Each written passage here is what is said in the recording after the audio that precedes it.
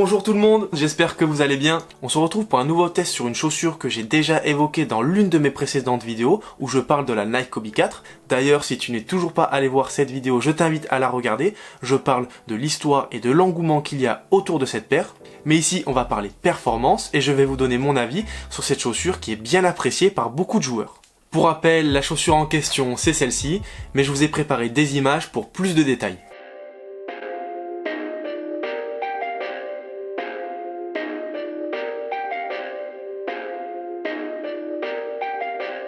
Perfect.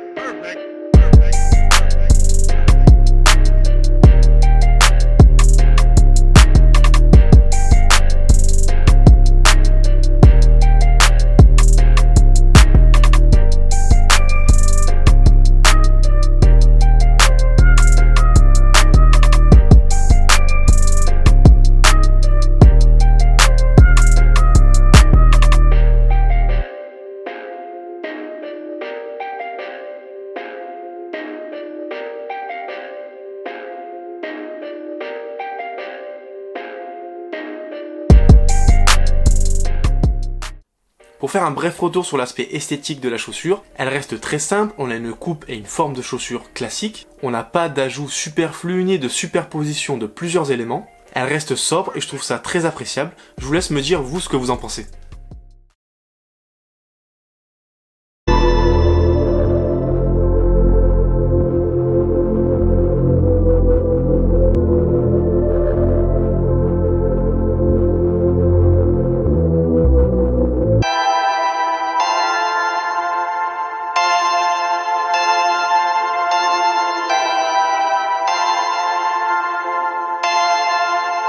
Perfect.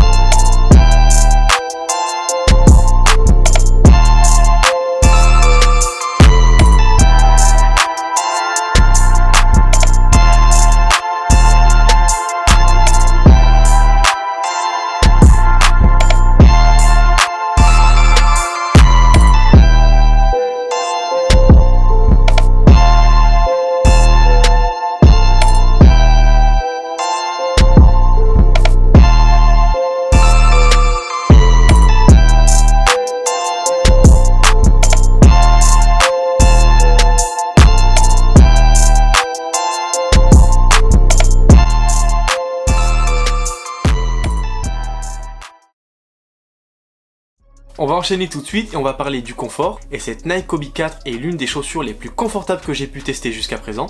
On a des matériaux à la fois souples et légers qui nous permettent d'être à l'aise tout de suite dans la paire.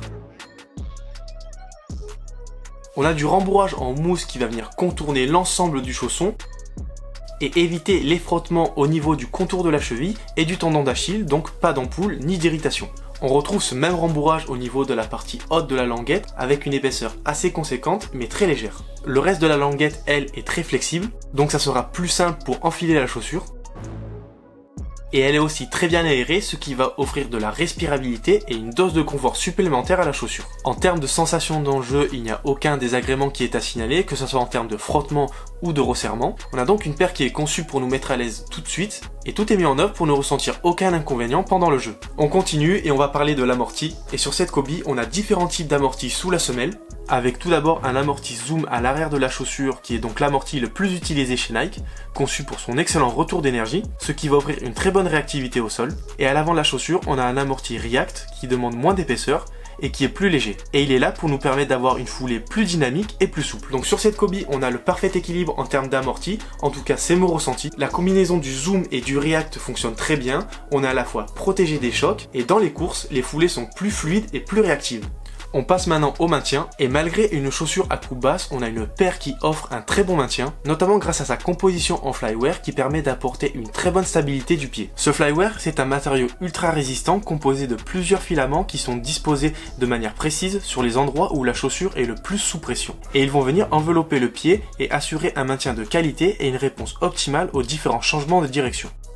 Et à l'arrière de la chaussure, comme à 90% des chaussures sur le marché, on a un renfort au niveau du talon qui va venir garder l'arrière du pied dans une position stable. Honnêtement, très bonne surprise concernant le maintien de cette chaussure. À aucun moment j'ai l'impression que la paire va me lâcher et je n'ai aucune crainte à ce niveau-là. La technologie utilisée sur cette Kobe est très bien pensée et de très bonne qualité. On passe maintenant à la traction, et pour être totalement transparent avec vous, je suis quand même assez déçu de l'adhérence que propose cette Kobe. Je sais pas, mais j'ai l'impression que la matière utilisée pour la traction n'est pas assez adhérente et trop peu rigide. Il m'est arrivé à plusieurs reprises de glisser sur des changements de direction où mes prises d'appui étaient très prononcées. Je dis que je suis déçu dans le sens où sur ce point-là, on est bien en dessous du niveau des autres caractéristiques qu'on a vues jusqu'à présent. Et pour ma part, vous le savez, mais l'adhérence est l'un des points les plus importants pour la pratique du basket. En plus de ça, quand on voit le prix de vente de ces Kobe, on a de quoi être déçu, surtout si comme moi, vous y attachez beaucoup d'importance. Du coup, la transition est déjà toute faite pour parler du prix. On peut retrouver cette paire au prix de 180 €. Cependant, les tailles dispo sont très restreintes et si vous voulez vous procurer cette paire, il faudra peut-être vous rediriger vers des sites de revente et là on tapera plus dans du 200-220 €.